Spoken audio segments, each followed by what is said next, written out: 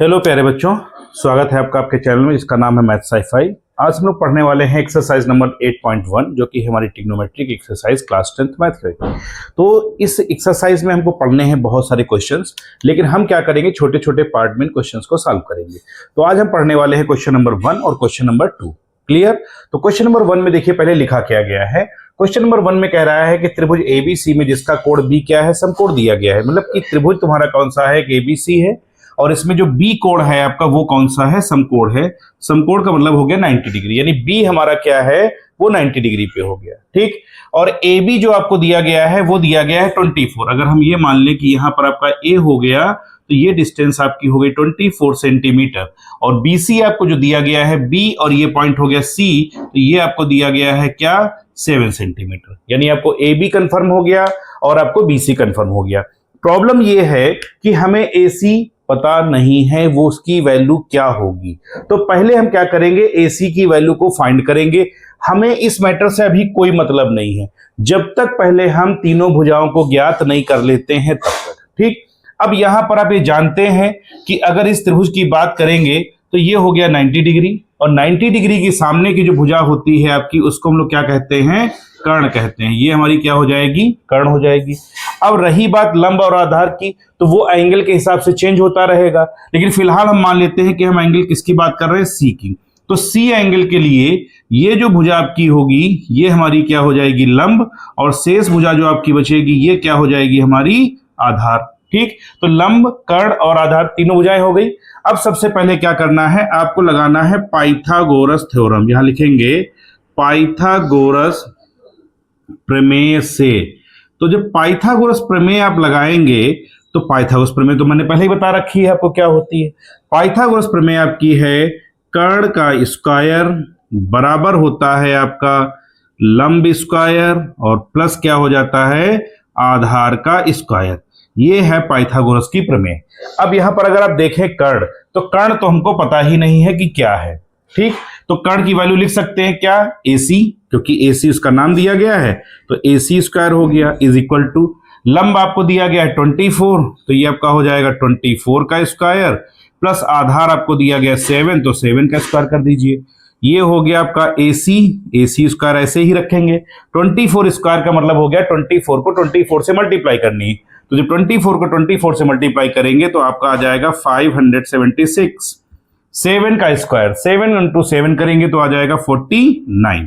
ये आपका हो गया AC square is equal to, add करेंगे 9 6 15 का 5 1 रिमेनिंग 8 4 हो जाएगा आपका 2 12 हो जाएगा, और ये हो गया 625।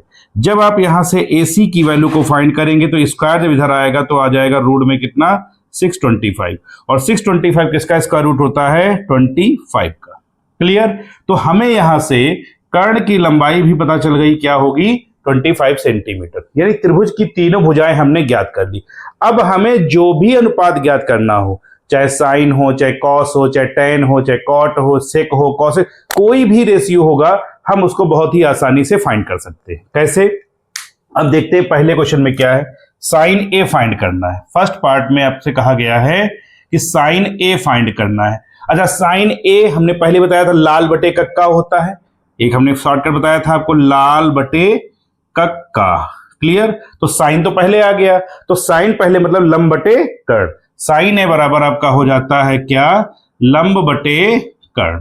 अब यहां से अगर आप देखें ए एंगल के लिए ध्यान ये देना पड़ेगा यहां पर कि किस एंगल की बात कर रहा है। एंगल है हमारा ए, तो इस एंगल की बात अगर की जाएगी तो लंब हमारा ये हो जाएगा और आधार हमारा ये हो जाएगा। ठीक। एंगल ए के लिए, तो एंगल ए के लिए ये हमारा लंब हो गया। लंब हमारा कितना हो गया, 7, और कर्ण तो हमारा फिक्स है 25, तो ये आपका 25 हो जाएगा। यानी साइन ए की वैल्यू क्या हो गई, 7/25। इसी में सेकंड में दिया गया है आपको क्या, कॉस ए। अब कॉस ए क्या होता है आपका, कॉस ए आधार बटे कर्ण। कॉस क्या हो जाएगा, आधार बटे कर्ण। तो यहां पर लिख दीजिएगा फार्मूला पहले, क्या, आधार बटे कर्ण हो गया। यानी कि कॉस ए बराबर, अब आधार ए एंगल के लिए ध्यान देना है, ए एंगल के लिए, तो इस ए एंगल के लिए आधार हमारा ये हो जाएगा, क्योंकि लंब तो ये बन जाएगा, तो आधार कितना हो गया आपका 24, और कर्ण तो हमारा फिक्स है, उससे कोई मतलब ही नहीं है, तो ये आपका हो गया 25, cos A की वैल्यू हो गई 24/25। अब आते हैं सेकेंड पार्ट पे। सेकेंड पार्ट में क्या दिया गया है, साइन C, ध्यान दीजिएगा साइन C। तो साइन का फार्मूला तो आप एक बार अभी पढ़ ही चुके हैं, क्या आया, लंब बटे कर्ण। तो यहां पर क्या लिख देना भाई, लंब बटे कर्ण हो गया। ठीक, अब लंब किसके लिए, C कोण के लिए। तो C कोण हमारा ये रहा और इसके सामने लंब हमारा ये हो गया और कर्ण तो हमारा फिक्स ही है। तो लंब कितना हो जाएगा यहां पर 24/25। क्लियर। और फिर आपको क्या फाइंड करना था लास्ट में, cos C। cos का फार्मूला आप जानते ही, अभी यूज किया आपने, क्या था, आधार बटे कर्ण। तो यहां पर क्या लिख देंगे, फार्मूला देखिए जितनी बार आप रिपीट करेंगे उतना ही जल्दी वो याद हो जाएगा। C के लिए आधार, तो C एंगल के लिए आधार हम यही ले रहे हैं, कितना, 7/25। तो इस तरह से ये हमारा क्या था, पहला क्वेश्चन सॉल्व हो गया। आप इसको नोट डाउन करिए और आपको बताते हैं इसका सेकंड पार्ट। एक्सरसाइज का जो सेकंड क्वेश्चन है वो भी सेम क्वेश्चन नंबर फर्स्ट की तरह ही है, लेकिन थोड़ा सा इसमें चेंज कर दिया गया है। इसमें आपसे कह रहा है कि tan P minus cot R का मान ज्ञात करना है इस फिगर के अकॉर्डिंग। समस्या वही है कि जैसे पहले हमको तीनों भुजाएं नहीं ज्ञात थी, वैसे ही यहां पर भी समस्या हो गई। तो सबसे पहले क्या करना पड़ेगा, हमको तीसरी भुजा को ज्ञात करना पड़ेगा। तो आप ये जानते हैं कि 90 डिग्री के सामने, 90 अंश के सामने जो भुजा होती है उसको हम लोग क्या कहेंगे, कर्ण कहेंगे। तो ये हमारी हो गई कर्ण।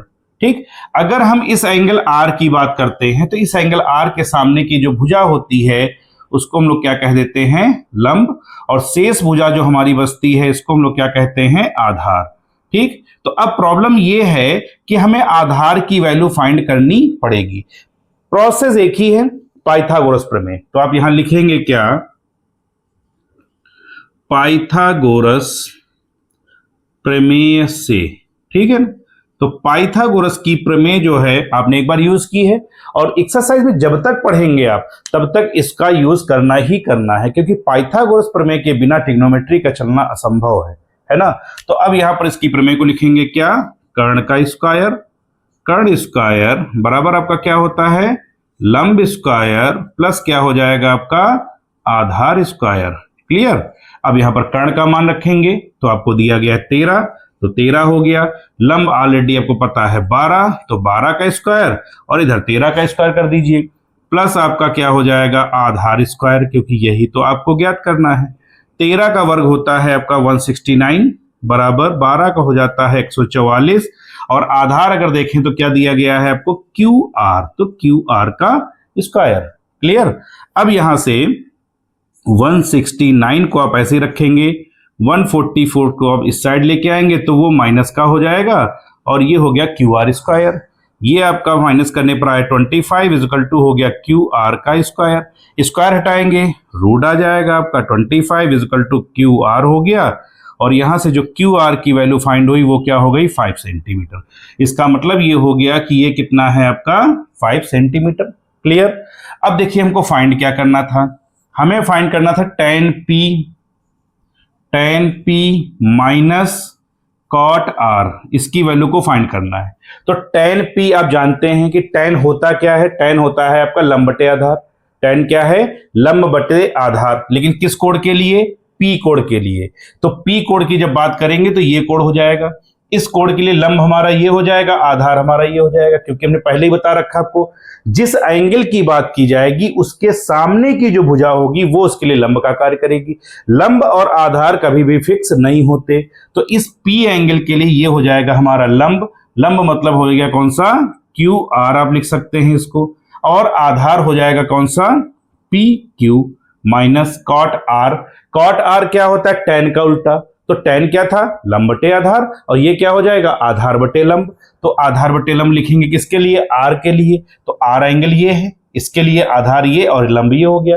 तो आधार बटे जब लंब करेंगे तो क्या आ जाएगा आपका, QR अपान में क्या आ जाएगा आपका, PQ। क्लियर। tan P की वैल्यू जब रखी गई तो लंब बटे आधार, cot की वैल्यू रखी गई तो क्या हो गया, आधार बटे लंब। P के लिए ये लंब और ये आधार, R के लिए ये लंब और ये आधार हो जाएगा। अब देखिए QR अपान PQ, QR अपान PQ दोनों क्या होंगे, कैंसिल। वैल्यू रख के अगर कैंसिल करना चाहो तब भी आप कर सकते हो, अगर डायरेक्ट कर दोगे कोई इशू नहीं है। इसकी वैल्यू क्या आ जाएगी आपकी, 0। तो हमें साइड फाइंड करने की कोई जरूरत नहीं पड़ी, लेकिन अगर यहाँ पर tan p minus cot r की जगह पर और दिया गया होता तो हमको फाइंड करनी होती। तो इस तरह से हमने क्या किया, एक्सरसाइज नंबर 8.1 के क्वेश्चन नंबर फर्स्ट और क्वेश्चन नंबर सेकंड को सॉल्व किया है। अगर ये वीडियो आपको पसंद आया हो तो चैनल को लाइक करें, शेयर करें और सब्सक्राइब करें। Thank you so much.